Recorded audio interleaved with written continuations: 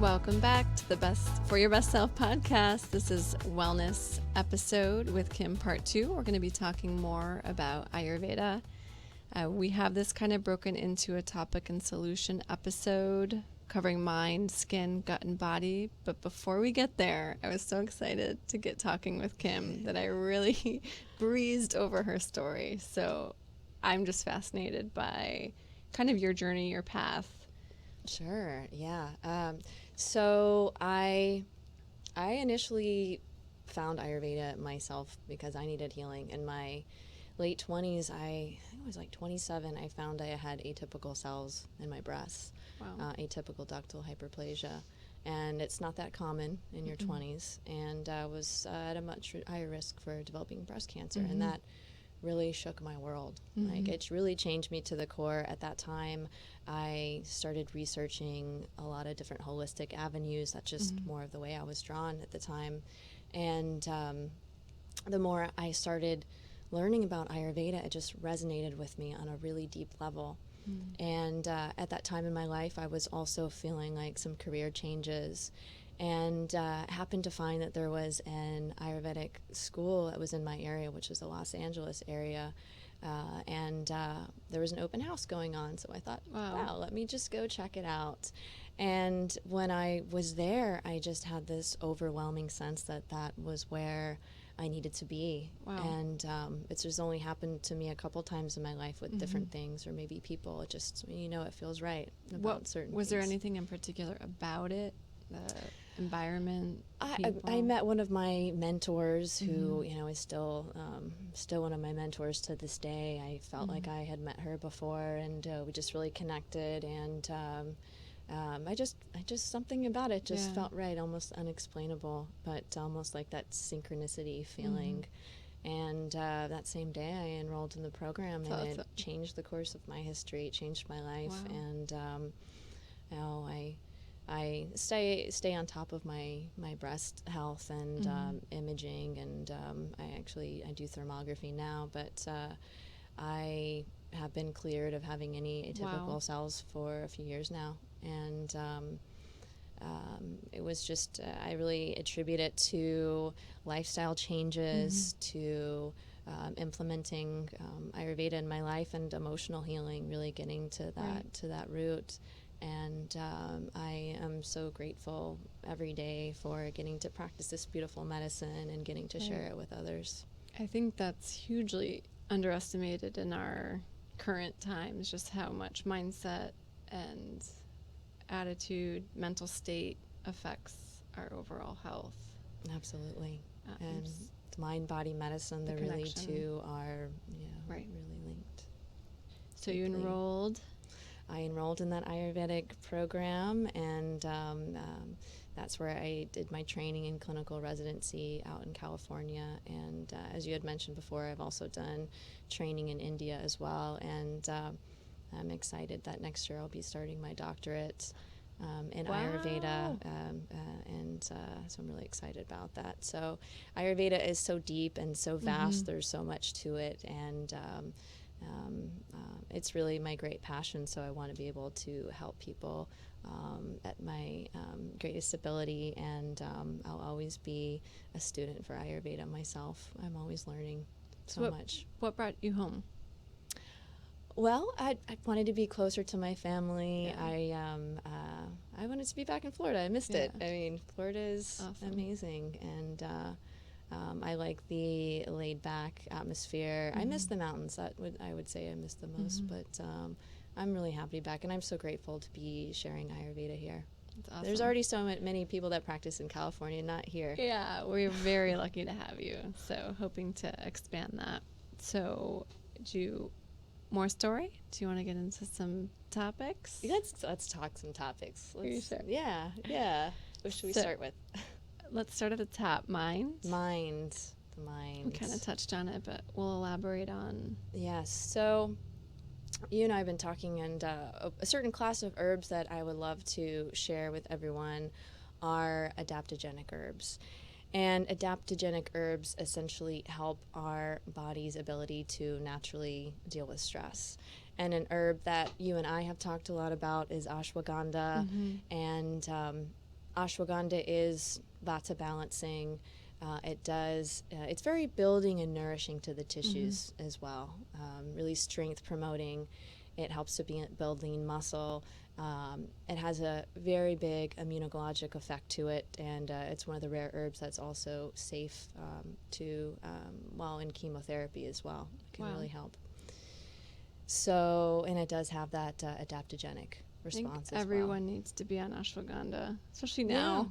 Yeah, I would say so. It's the formula you gave me, the Calm Mind, has really helped. Good. And then I also take ashwagandha, and I've noticed a big difference. Good. Yeah. I'm just less just cooler, calmer. Just calmer. Yes. Yeah. More even. Yeah. I don't let things get me worked up as much. It's incredible. It has that adaptogenic quality like that. So, another herb that I feel is really important, and one that's a little less known, is one called kapikachu. Okay. And it's one of my favorite herbs to say. It kind of sounds like a Pokemon. Yeah. Kapikachu. Like, God bless you. Yeah.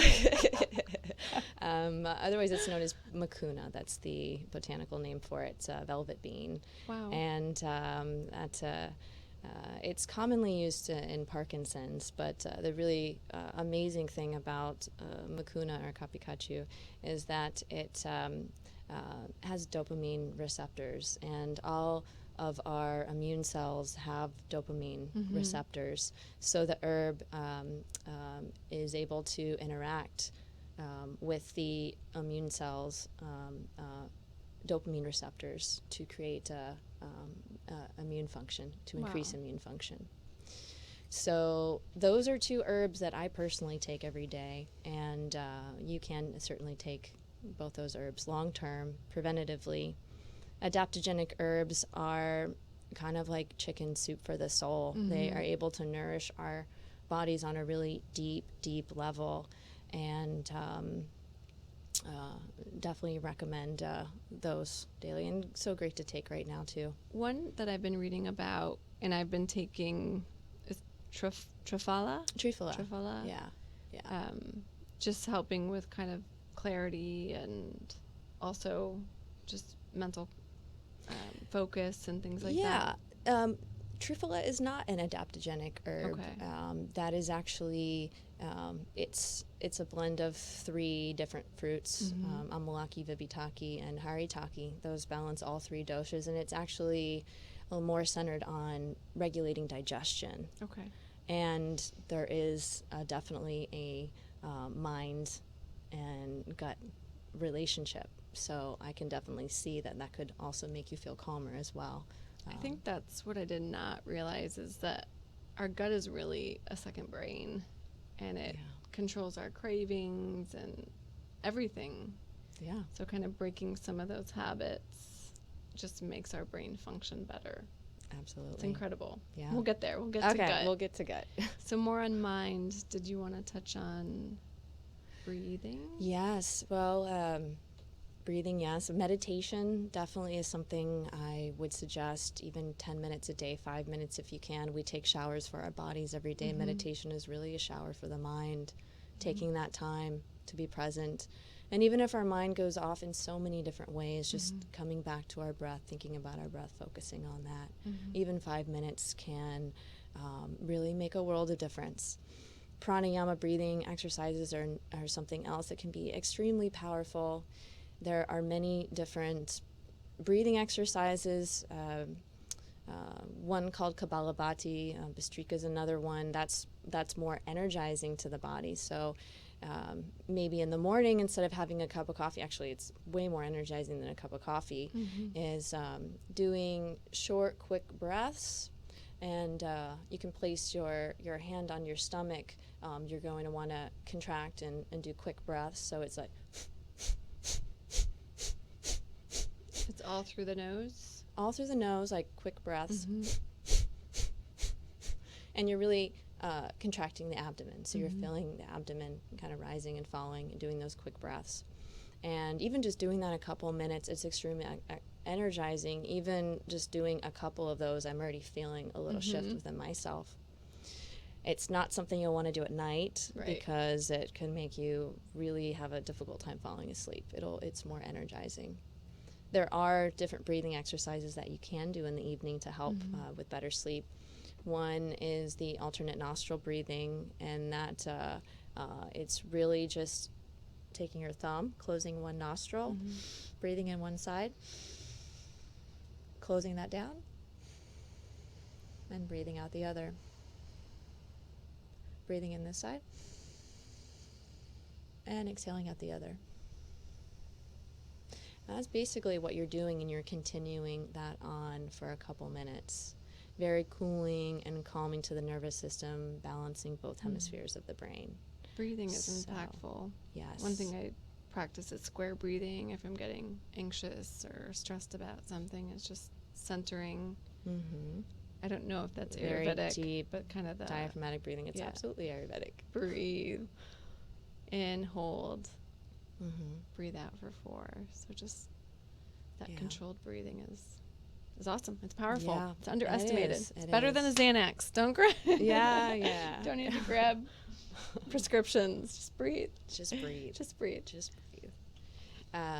We were talking about different treatments for the mind as well. There's one called Shirodhara.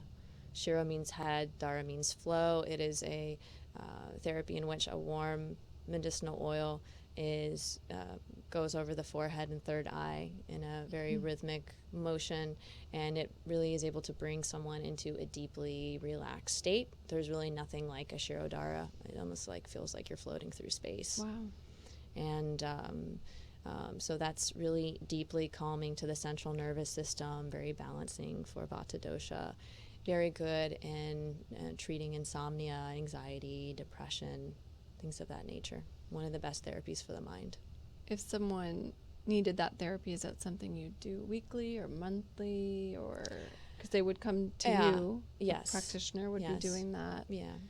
Versus it depends. Everyone's a little bit different. It depends on the how long they've been going through it, what it is. But sometimes it's done a couple days in a row. Wow. Sometimes it can be done weekly. That's typically what I do. Okay. And it's 20 minutes, 30 minutes, or how long is that? It's typically a minimum of 20 minutes of the oil that'll be flowing, and then I'm always doing Marma point therapy, which is acupressure on the face during that time, and stimulating different points as well. Awesome. So anywhere from 20 to 45 minutes is when you'd have and that one is flow. called Shirodhara. It's a different language. It is. It's a language. Yeah, it is. So we talked about our adaptogenic herbs, which are incredible, and then meditation and breathing. Everybody wants to know what they can do for skin. Everybody wants healthy skin. It's Florida. We're constantly blasted by the sun, and I think even modern science now is finally showing us how related the gut and the skin are. Obviously, we've known this for thousands of years, but I know we treat a lot of skin, and it's always, what in the diet should we eliminate? Dairy, nuts, meats are very pro-inflammatory. It can be. So what would you... There is a very big relationship between Pitta dosha, that fire principle, and the blood and the liver when it comes to the skin, and also the hair as well. And so the liver is really the liver is detoxifying the blood, obviously, and that's the root of the blood that helps to create the red blood cells. And oftentimes when there is a skin issue going on, Pitta dosha is responsible for that.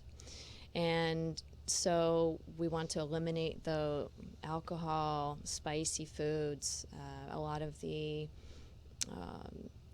dairy. Dairy actually can be heating and aggravating to Pitta dosha. So those are things that, and a lot of heavy meats can do the same thing. So eliminating those things, and there's different herbs that are really nourishing to the liver, and as I mentioned, things that are really nourishing to the liver are really good for the skin as well.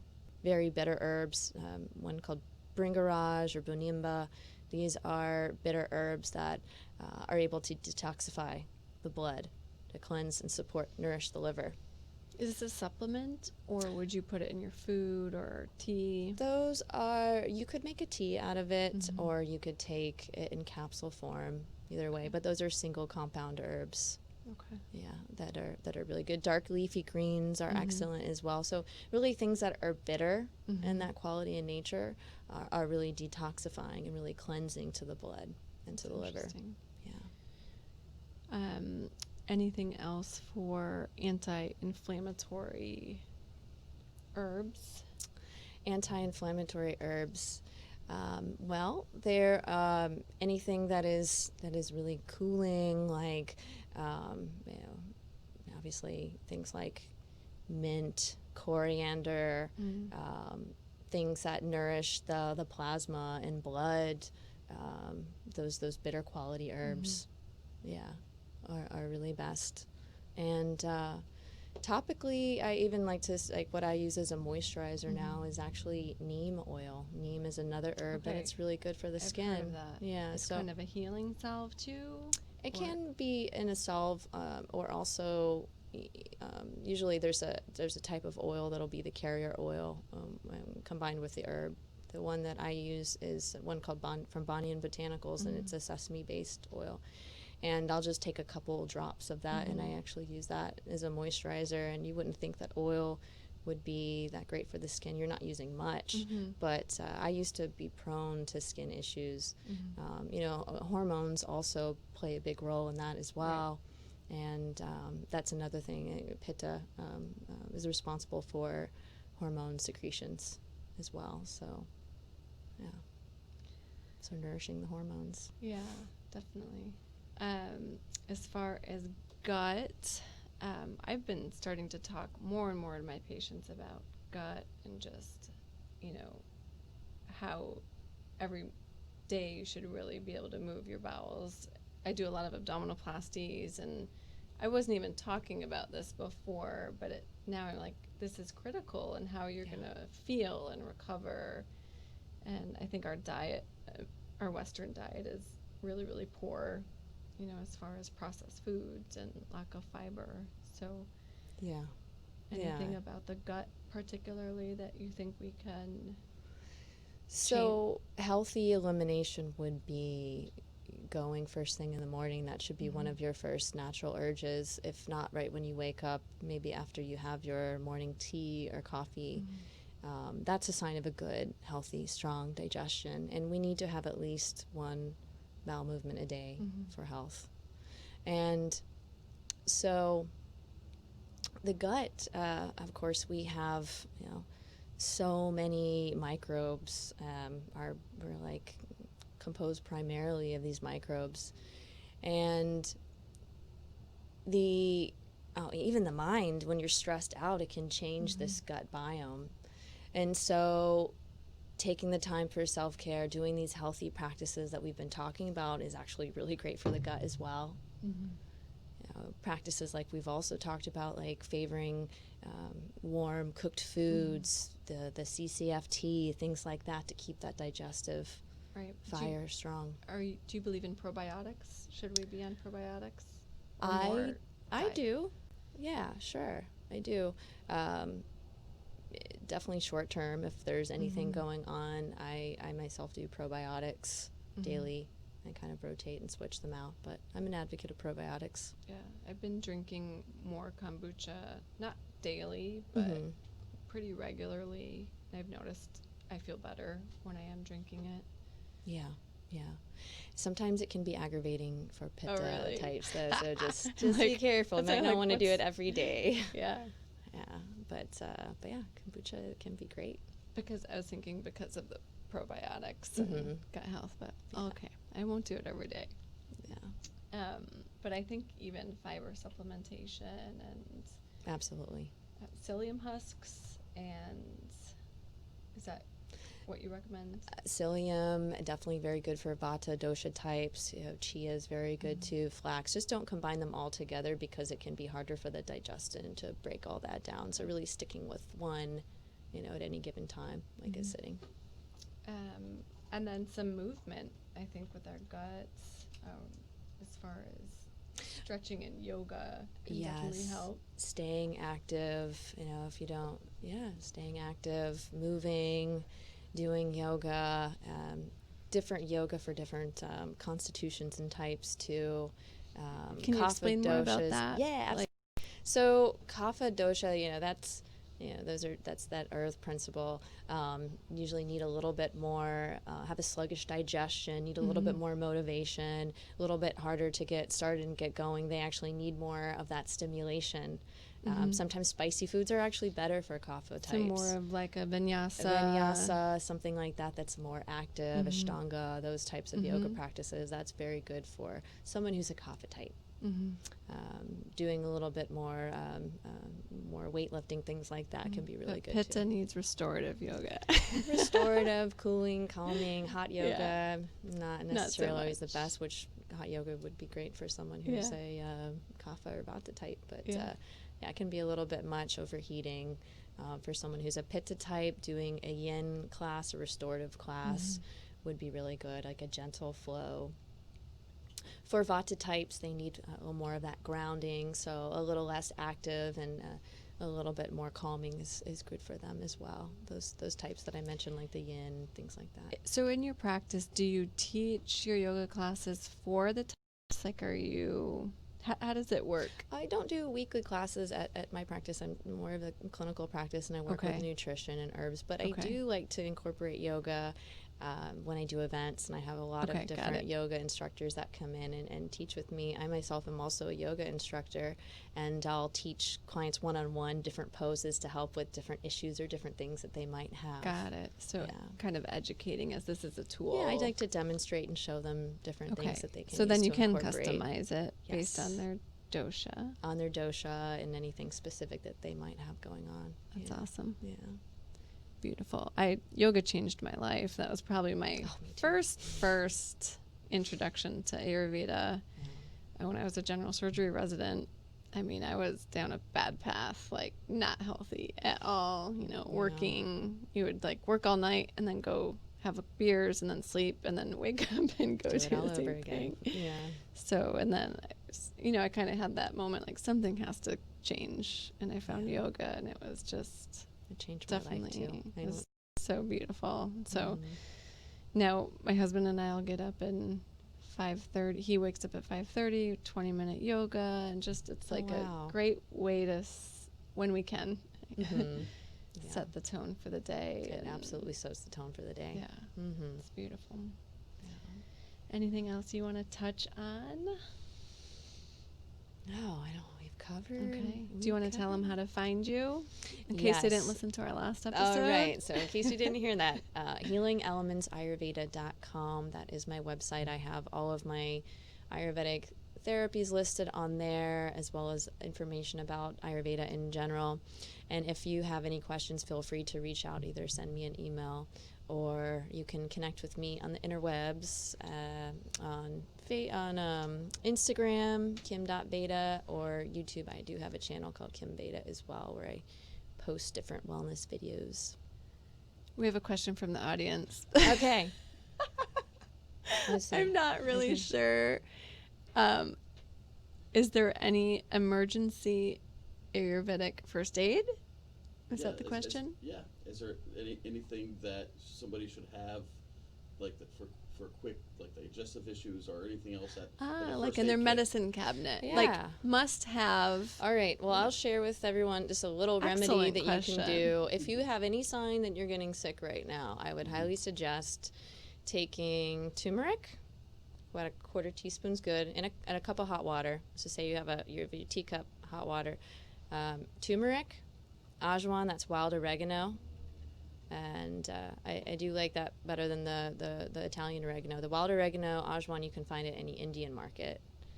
And black pepper, because that helps with the absorbency rate of the turmeric, helps it be more bioavailable. And mint or basil, that has actually a lot of vitamin C, rosmarinic acid, that helps with the immune response. So those things, turmeric, black pepper, ajwain, and mint or basil. I have a little video on YouTube going over that if anyone wants to see that. But that's a great home remedy. I do that at the first sign, even if I feel like I might be having a little sniffles or a little light sore throat. I take that, and usually that knocks it out quick. Digestive issues, having truffle on hand would be a good idea, and that's actually something that I like to suggest to just take preventatively as it is. Kind of routinely. Yes. Yeah. That's a good question. So you can find Kim on Instagram. I would highly recommend a consult. I think it was incredibly educational, and she really does set you up with a plan, and it's really up to you. I think the beauty of Ayurveda is it's not alternative medicine. It's truly complementary, and it kind of puts a little bit on you, like to take control. It gives you tools of being aware and really not playing the victim of like, why am I feeling this way? But it's kind of understanding and what can I do about it in a healthy kind of habit, lifestyle choices. Yeah. I think it's very empowering. Does that make sense? It is empowering. You're understanding yourself truly on a deeper level. You're also able to understand others who think, oh, okay, well, that's a Vata type, Pitta type. I kind of understand a little bit where they're coming from. But that empowerment of really getting to know yourself on a deeper level and knowing how to care for yourself, taking that accountability. Accountability and empowering. Those are the exact words that I was looking for. And it's not instead of everything else, but it's in addition to. I like that you said complementary as well as opposed to alternative, because it is meant to complement. We definitely need Western medicine for trauma, for diagnostics, for all these things. But there's so much that we can do preventatively through nutrition, herbal care, through these lifestyle practices that can really just change our lives and really lead to greater overall health, so we don't need to rely on Western medicine as much. Right. When things get too far gone. Absolutely. Another thing I think is helpful for our audience, when I consulted with you, you're kind of like, well, I said I was going to maybe go get some things. You offer a lot in your office as far as tablets and supplements. I do. But be careful, where you find your sources, because it's important. So I know you recommended Banyan. I like Banyan botanicals. I also have some herbs that I import as well that I'm very comfortable with. And just same with food. Like, you want to find the good sources. You also want to find good sources of herbs as well. Awesome. Thank you for listening. I hope you enjoyed learning as much as I did, and I'm sure we'll bring Kim back. I hope so. Thank you so much for having me. I had a blast. Awesome. Thank you. All right.